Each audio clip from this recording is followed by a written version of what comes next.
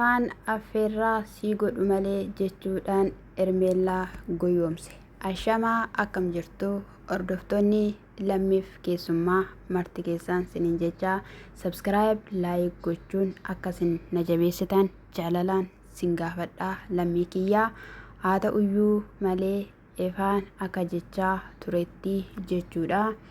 Yeroota darban wanta baay'ee Ermeellaa irratti taasisee ture. Amma garuu araaramneerraa nagaanis bu'eeraa kallattiilee kamiiniyyuu baay'ee kan namatti toltudha gara laafettiidha jechuudhaan afaan isaa jechuudha damma dibatee garaa isaa keessatti immoo marzi baatee dhufeetoo jira jechuudha. Wanti hundumtiyyuu jaalalaan bareeda malee hojii xonqolaa yookiin immoo shiraan wantumti tokkollee galma hin ga'u. Wanti kun humna waaqayyoon waan kufuu waan garagalu wanta ta'eef jechuudha. Akkasumas immoo bagaa irratti hojjatte irratti hojjate warri jettan jechuudha. Osoo amma mindaan keessan ji'a tokko sin dhoowwatame akkamittiin sin gaddisiisa. Kana jechuun immoo fudhateera diinichi jechuudha. Karaa biraatiin Ruutaa fi Abrahaam jaalala hojii diinaa yookiin mastafaa qaree walitti deebi'uun isaanii gatii tokkollee hin qabaatuuf. Maaliif jennaan Abrahaam jaalala barbaada tasgabbii yookiin amanamummaadhaan ture. Kun garuu gidduu isaaniitti hin turre. Inni biraas immoo imimmaan Ruutaa yoomiyyuu waaqa fuulduratti in lakkaa'amuuf jechaa fi dubbachaa tureera ani karaa mataa koo. Sababni isaa iyyuu haaloo bahi hin jedhu waaqayyo anaaf dhiisi anatu abbaa firdiiti gatii kee siifan baasaa jedha. Ishiin garuu gatii ishii ofiif baafachuudhaaf dhamaatii garaagaraa dhamaateetoo jirti.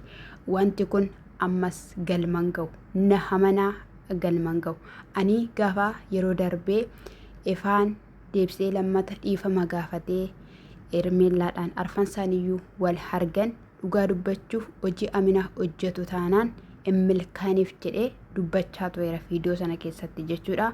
Har'as egaa haala kanadhaan affeerraa si taasisu malee mana kootti si affeeru malee jechuudhaan durallee giraa gagabba'uudhaan jechuudha. Maal taateet akkasitti jijjiiramuu dandeessee ati okkoo sin ajjeesaa jettee nama natti dhaadachaa turtedha jennaan ilmi namaa hin jijjiirama ilmi namaa hin fooyyaha. Isa kanaaf hiyyuu siif affeerraa taasisuun barbaada jedheen jechuudha. Ishiinis baay'ee tokko cannaqamtee baay'ee tokko jechuudha. Jalqaba irratti jechuudha anaaf naan galuu jechuudha yaanni isaanii tokko. Gaafa wanti kun ariifatu akkamittiin namni maaliif jedhee xiinxaluu dadhaba. Isa biraanis immoo abbumta argee namiidhee nama deessee erga akka barbaadinaan jedhee dhiifama inni deddeebi'ee naan jedhuuf maalidha. Egaa bichaa shoora guddaa taphatee jechuudha. Ifaanii harka keessaa Ermeellaadhaan galfachuudhaa fi ishiinis garuu edda yoomii anaaf affeerrannaa taasisuun akkamittiin eenyu faanadha kan hin jettee maalirraayyis kan ka'e maalirraayyis yaaduudhaan jetteeni bakka gara laafummaa keetii fi gaarummaa kee nama kabajuu keerraatiin kan ka'e jedheeni bareedina ishii kana jechuudha. Akka abbaa manaatti jajuu eegale jechuudha. Akka abbaa manaatti jechuudha. Kallattiilee garaan gaafa ishii jajuu jalqabu maaliif hin shakkitu? Akkamittis immoo obboleessaa jaalallee kootii akkamittiin akka na jajuu danda'e jettee maaliif hin shakkine?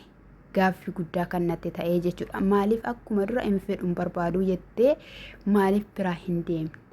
Kuni sababni isaa iyyuu manatti waa qophaa'eeraa kan siin jechaa ture qoricha nyaata keessatti godhee jechuudha. Of si wallaalchisee qullaa kee si waraabee akkati Abrahaam bira lammata hin geenye ittiin si doorsisuufi jechuudha.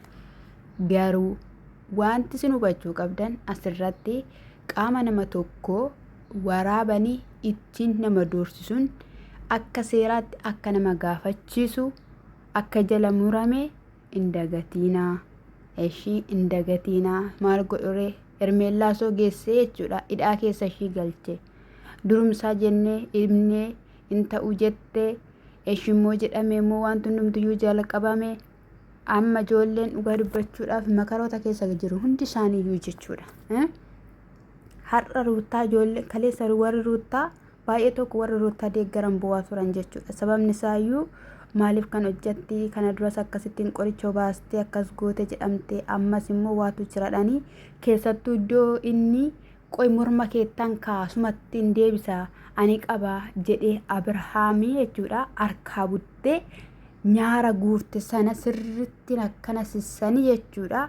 Nyaara ishii akka bakka waa keessa jiru akka beekamutti namoonni viidiyoo irratti hojjechaadha jechaadha kan jirani. Isa kanaafiyyuu dhadheeffamaa jirti wanti ishiin hojjettu illee yoo jaalatannellee yoo ishillee jaalannellee viidiyoo hundumatti abaaramaadha kan ishiin jirtudha kan jedhamee jiru jechuudha. Namni hundumtiyyuu shakkeera guutumaan guututti jechuudha. Wanti uumamuu fi wanta ta'u kanammoo deebisaa galgala kananii argina jechuudha. Buziyyeenis qaqqabdeetti jechaadha kan isaan jiranii. Ermeellaan immoo waan akka ishiin taate immoo wanti beekamu hin jiru jechuudha. Boolee deemna namna fa'ii jechaanidha turte jechuudha. Mana dhaquu hin barbaanne ishiinis immoo Abiraam malee jette bakka wanni jetteetti Abiraam dhufeera manni koo Abiraam fi haaraa miti obboloonni koos akka argaman hin barbaadu. Qophaa kiyya akkamitti maaltu mamnaan yeroon okkoo badeera yeroon gaarii miti amma yeroon bareeda miti osuma jettu jechuudha. Osuma bakka falmattu ta'uu hin dandeenye boodarra garuu iddoo tokkotti fa'i inni bakka dirqamni maaltu jirare dirqamaan si fuudhee deemaare jennaan jechuudha. Ishiin immoo beektu yoo ta'e rakkoon Ermeellaan nama dheekkamsiisuun barbaaddu jechuudha. Nama jaalalummaadhaanii karaa ta'eedhaan deebiitti laattee biraa deemuu barbaaddi malee nama dallansiisuun barbaanne yoo hundi deeras ta'e immoo boruudhaan immoo rakkoon biraa uumamaa laata jechuun ishii jettee jirti jechuudha. Kaafeedhuma naannoo sanatti jedhamee jira. Kiisisaa keessattis waa baachuu danda'a ka. Kiisisaa keessas waa jiraachuu malaa jechuudha. Isa kana hin beeknu. Nama tokko tokko cal gochuu danda'a afuurichi. Nama tokko immoo lapheetti cabsuus danda'a. Lapheetti cabseesi ba'uufis ni malaa jechuudha. Argitaniitu mitire.